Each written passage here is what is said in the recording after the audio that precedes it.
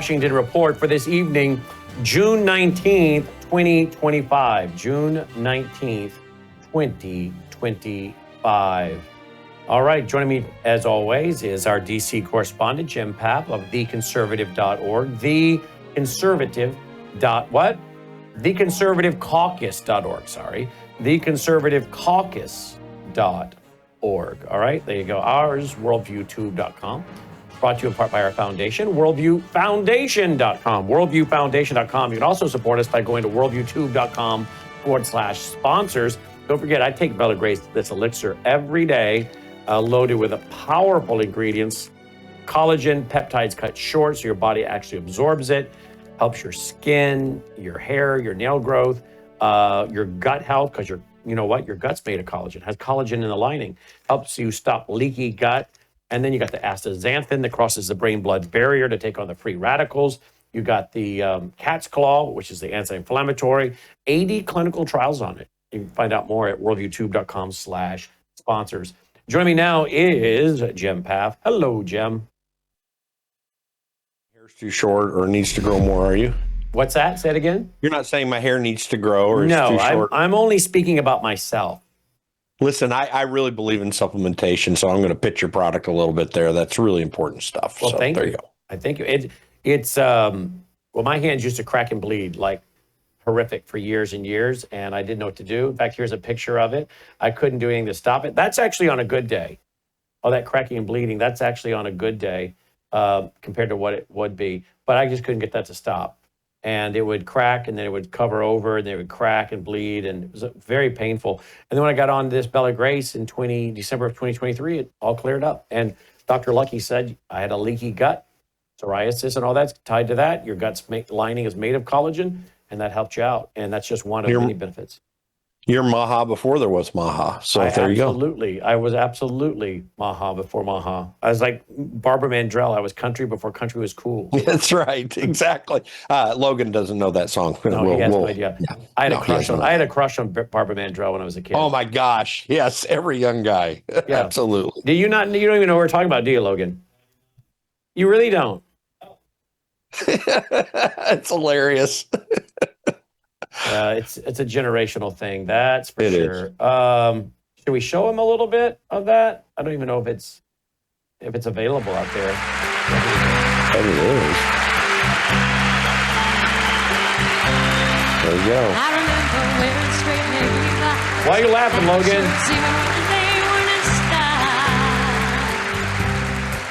I remember singing with Roy Rogers at the movies when the West was really wild. Don't you love that 80s hair, Logan? I was listening to the Opry. That little girl there was playing at the Opry and everything when she was like 13. You know that, right? Oh my gosh, she could play everything too. She was amazing, and I love that I came to Christ in Tennessee and went to school there. That's the home of it. Love country music. Yep, she was playing and on the Opry when she was like 13 years old. I don't know. I was going to try find some old footage of that. That girl could play the banjo too. Like you said, she could play every. I have to sit through these stupid commercials. Oh yeah, violin, banjo, everything. Guitar, played it all. Yep, she could play it all. And and these kids today have no idea what great talent is like. You know what they think is talent today is absolute trash. Most of it, right? I mean, look, here she is. There's a little bit of talent out there, but there's just so little of it that exists anymore. Yeah, everything was talent in country music and rock and roll, in every genre of popular music. You didn't just have popular music that people loved listening to. It was very real talent all across the board. Look at her. Listen to this. He's playing the banjo. Now, that's one of the hardest instruments to play. With, by the way, maybe the greatest guitar player of all time, right? Roy Clark? Yeah.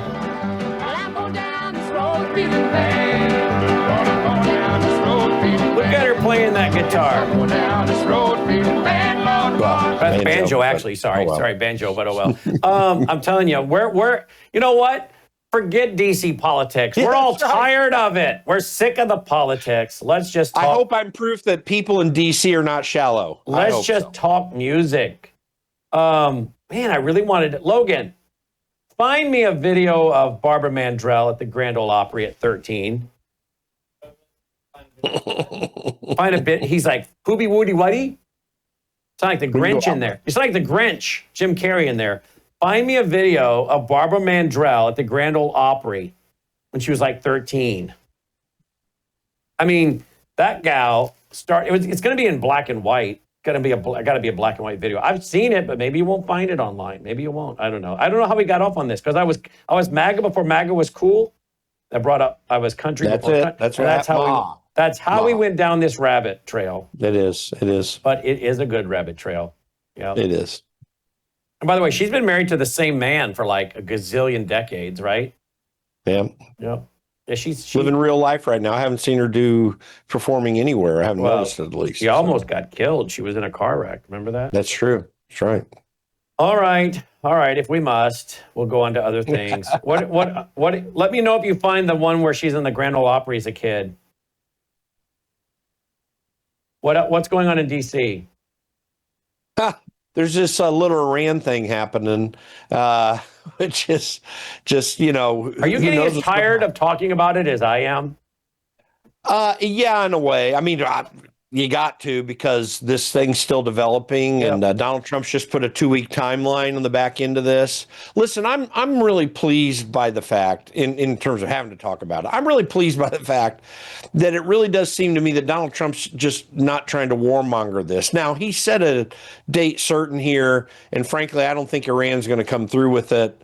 And I'm a little concerned about what may be happening, but I am glad that Donald Trump's not just this reflexive, sit back and do nothing person. Nonetheless, this is what's going to be consuming what we think about for some time now, and so we got to talk about it. All right. So where do you think it's all going? I mean, we ask everybody else's opinion. Why not yours, right?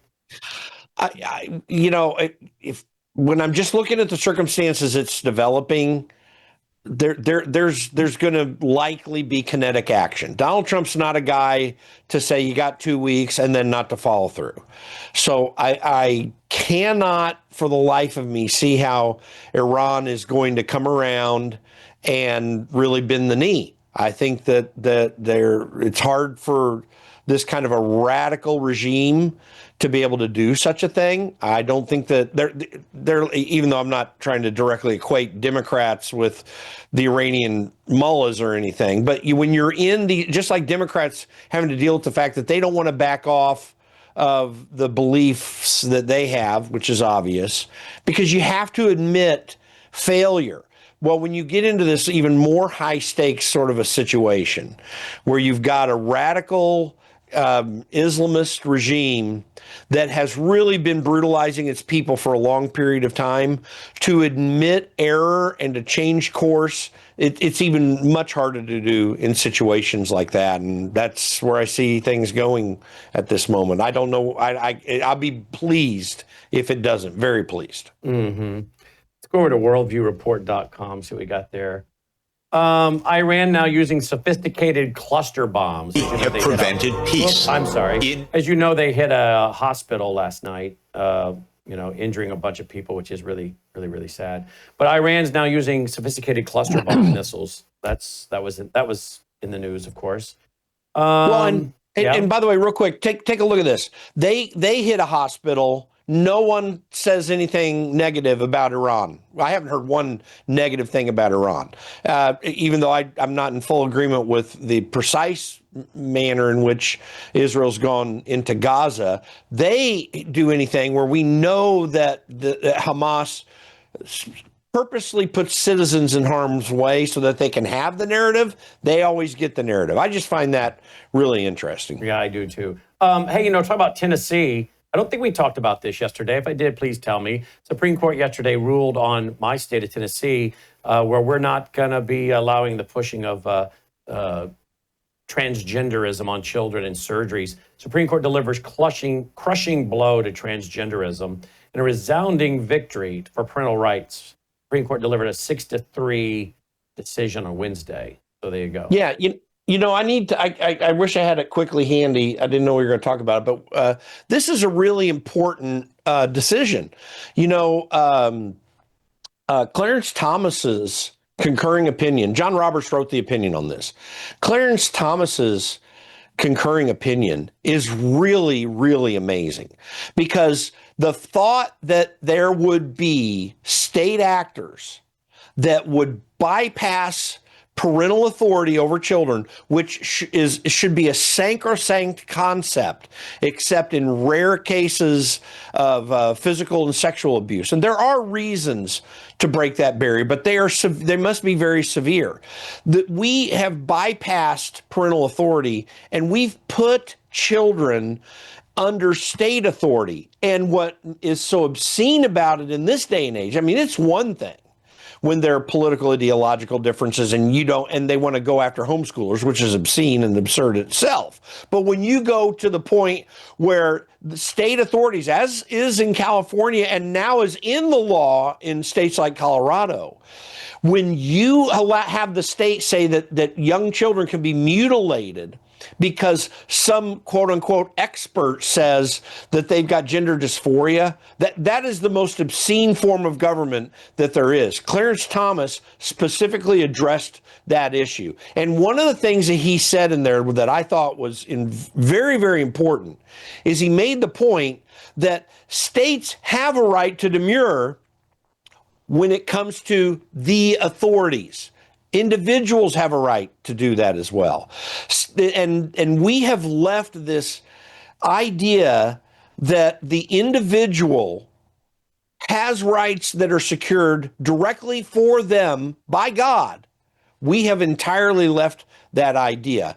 And the concept of parental authority works in that. John Locke made a case in 2 treatises of government that all government has its roots in the family.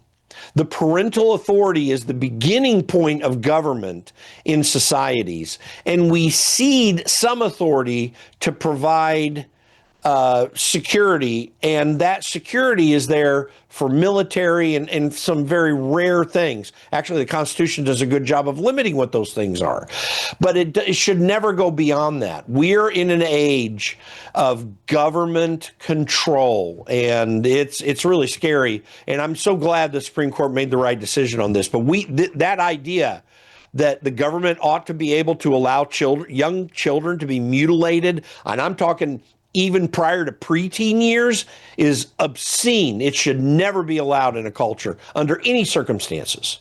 And yet, was it Sotomayor who says that the Supreme Court has,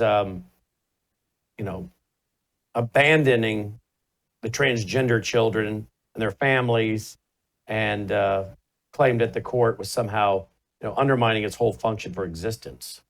Abandoning what? I mean, that it is outrageous. In fact, about government authority, I'm sending Logan something that's right at the top of my X profile. There's another issue to talk about on this, but yeah, Sotomayor is really, really, and all 3 of those ladies, Kagan and Brown Jackson, that are the 3 who voted against this. They have no idea where freedom comes from, where constitutional governance as America knows it comes from.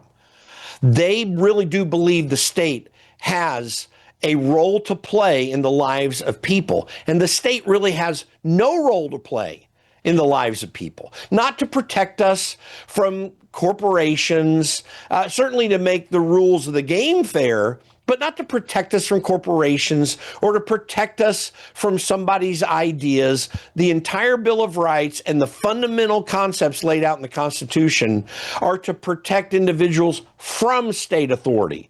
The Constitution is a charter of negative rights. It's not a charter of positive rights. People go out and say, I have a right to health care. You don't have a God-given right to health care. You have a right to be able to pursue health care in whatever means that you deem necessary, but you don't have a right to it. That's what's called a positive right, a function where government must go out and do things on behalf of people. The Constitution never allows that. It's a charter of negative rights, which says the state may not do anything except these specifically prescribed things under the construct that's laid out in the Constitution. We've lost that concept. We've really lost the concept of rights, and we're going to have a lot of work to try to fix it.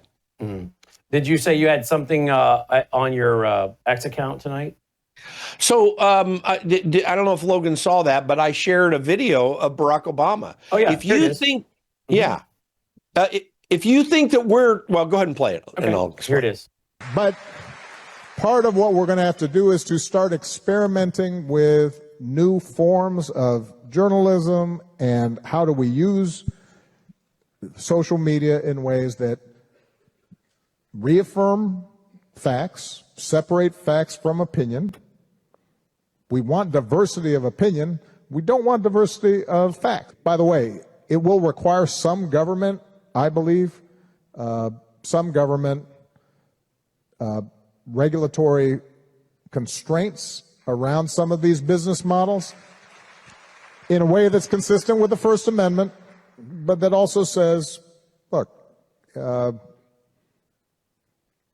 is a difference between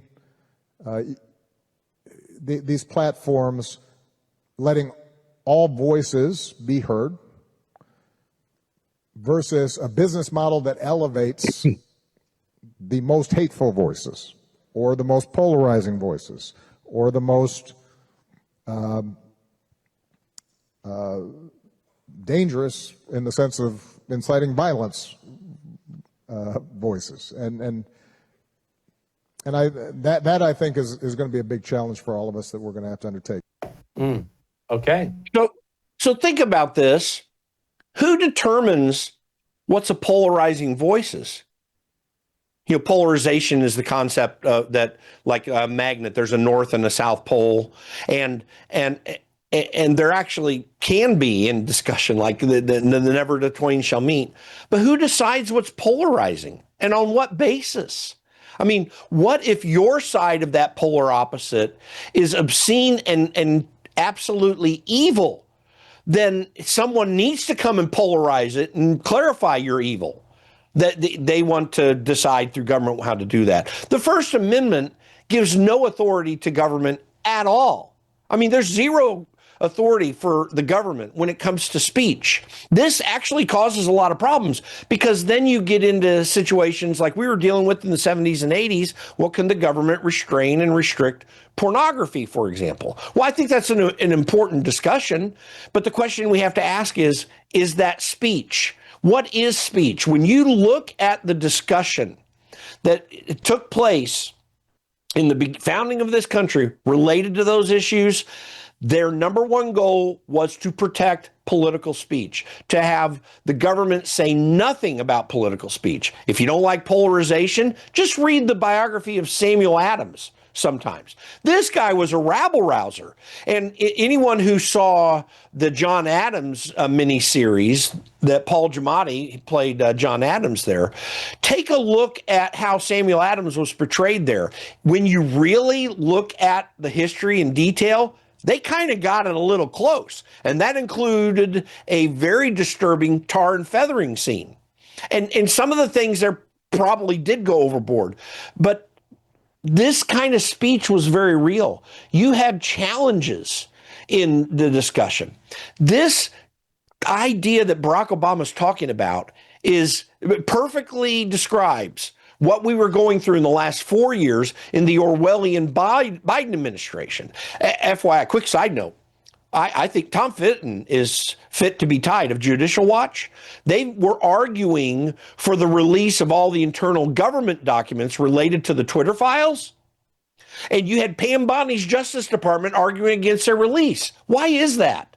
For what purpose? That should be all laid out there wide open. I mean, you know, you may have your little disagreements with Elon Musk here or there. The guy made everything wide open once he bought Twitter, and it was very useful for us to understand what was going on. We need more information because we have to extract this out of our society. It is going to kill us in the future if Donald Trump, once he's off the scene, some weak Republican somehow gets the nomination. And even if they do become president, they're not willing to fight for this.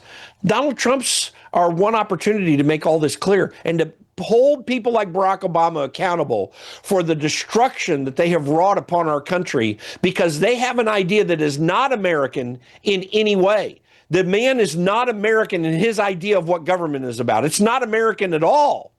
It is anti-American in significant ways. And we need to push back on this or we're going to lose it all. Yep, you're 100% right. 100% right. All right, now where are we at with the big, beautiful bill? So the Senate has made some changes which are likely to frustrate some people in the House side. One of the biggest changes that was made that is going to make it difficult to pass in the House is that they reduce the cap on what's called the SALT deduction. The SALT deduction is the state and local tax deduction. So anyone anywhere in the country that pays state taxes of any sort, particularly income taxes, which thankfully you don't do there in Tennessee, you can deduct those taxes on your federal income tax. It doesn't matter in states like Tennessee or where my house is in Indiana, and that's my main residence. That's a few $100. Doesn't really make that much of a difference. I mean, unless you're got a very low income, but it's still, for most Americans, it's not a big deduction. It's huge in states like New York and California, where there are many people that pay tens of thousands, and for the most wealthy, in up to upwards of hundreds of thousands, where you've got double-digit income taxes. And what has been allowed to happen is those states don't pay a price for having high taxes because the federal government foots the bill through the deduction that people get when they file their federal income taxes. And so they get by with these radical, outrageous tax rates. Well, some Republicans, about 6 of them in the House, want that deduction to go back because they think they're going to win votes in their congressional districts, which they're not going to do. When you're going to act like a Democrat, you can't be a Republican, and you're not going to necessarily win as a Republican. If you're going to lose, you're going to lose on the merits with people that disagree with you. You're not going to win them over by doing this. So anyway, that's going to come over. That's 6 votes that could be lost. There were some changes to the Medicaid program, changes to what the House had done to reform Medicaid. There are a few things in there that might cause problems. One thing the House did not do that the Senate did do is the House provided for expensing for businesses, which, FYI, this is one of the most significantly positive things about the reconciliation bill, is that instead of a 5 or 30, there are two programs, a 5 and a 30-year expensing on corporate taxes for any investment made if you buy equipment. They drew it back down to a year in the House. That's very good because you're not going to get the kind of investment you need to grow an economy if you have to wait to expense it out over some multiples of years. So you need to do it up front because that's where the real risk is. So the House changed that. That's great, but they didn't make it permanent. The Senate made it permanent. There were some people in the House that argued against it. So now what's got to happen is with these and some other changes that the Senate made, the House has got to agree upon it, and they have to pass it.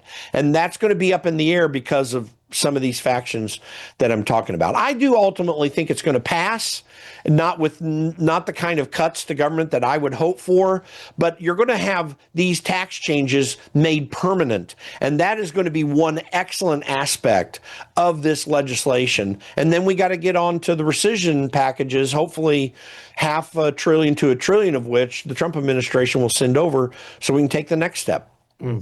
I'm going to deal with this on Brannon Howse Live tonight, but CBS News is reporting that Trump administration boost monitoring of possible Iran-backed cells in U.S. as Trump ways strike, sources say. Now, this is something that I, of course, have been warning about in my radio shows, TV shows, and my documentaries for years with experts that are, many of them former intelligence officials. And of course, we know from federal trials that these Islamic cells are here. I want to put that article from CBS News with this one also from the New York Post that came out today. The story came out yesterday, New York Post article today. Border Patrol agents shut down massive drug smuggling tunnel between Tijuana and San Diego. Now, we have done broadcast on these drug tunnels going from Mexico into California and particularly into San Diego, San Diego, and warned that, look, we already know the drug cartels are working with the CCP. That's where they get their precursor chemicals for their fentanyl. We have no idea what's here in the country. We've talked about that. I had a friend of mine that had the corner office in Denver with the National Reconnaissance Office. And he said to me for years before he retired, we don't know what's here. There's been too many years during Obama and Biden for them to prepare the battleground. Well, that's true. Not to mention what could have come through a tunnel in the last few weeks, last few months.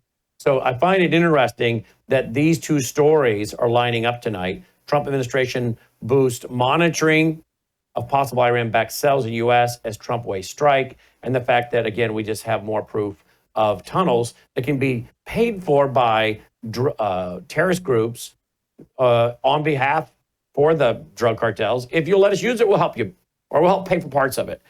Don't think for 1 minute there's not an allegiance between the drug cartels and some of these terrorists. We have talked about that extensively with people like Michael Yon, Todd Bensman, and Dave Gobbets, former federal agent Dave Gobbets, said that some of the Islamists are openly recruiting some of the gangs to work with them. In fact, someone told me the other day that Emma's, I did not know this. Did you know that there's a connection between some of the biker gangs and Iran? There's a connection between some of the biker gangs and Iran. I hadn't heard that. Yeah, I'll look up the article. But anyway, I thought you might find that interesting. Well, consider what's going on here. You find this tunnel. I want to make the point. This is why elections really do have consequences. We have had this century 12 years of radical leftist administrations. Certainly the Obama administration and everything it did wasn't as radical as the Biden administration, but it wasn't too far behind. And neglect of our border. Yes, there's no doubt that the Obama administration expelled a lot of illegals, and the numbers weren't nearly as high as with the Biden administration, but they still were a pro-illegal immigration administration. And then you keep building this up over time. As AI displaces humans. And then finally, Donald Trump comes on the scene, and he's shutting down the situation, cleaning up the mess. At some point, these drug cartels and are going to say, you know, we're going to do what we can because we want to keep our money. And they can get very violent. We've seen this in South America and Central America, that they really take on these governments unless the governments play ball with them. And Mexico is a good example, but you can go down to Colombia, you can go to Venezuela, a lot of places where there has been a fight against it. They have pushed back in a violent way. It's happening, by the way, on the western portion of Brazil. There's a massive drug cartel operations going back and forth between there and Paraguay and some of the other countries. This is a huge issue. These people will tend to fight back. And if there are these cells here, they'll align with them and do something about it. What's going to be interesting in my mind, because these cells have been here for decades, in some form or another. The question is, what will be the triggering point? What will be the thing for them to say we want to take action? By the way, the situation in Iran enough? I don't know. I don't know either. But the American people better be ready. The Washington Post: Iran turns to Hell's Angels and other criminal gangs to target critics. I mean, wow. There you go. A lot of people don't know this, right? They really don't. Yeah. All right. TheConservativeCaucus.org, TheConservativeCaucus.org. We'll do this more tonight on Brannon Howse Live. Jim Paff, TheConservativeCaucus.org. Thank you, Jim. Thanks, Brandon. Good to see you. Our website, worldviewfoundation.com, if you want to continue helping us push out free programming so that people are alert, awake, and can understand the times through the lens of a Christian worldview. Worldviewfoundation.com. Thanks for watching. Take care. You're watching Worldview 2, built on the 35 years of Worldview books, documentaries, research, high-profile interviews, and the radio and television broadcasts of Brannon Howse.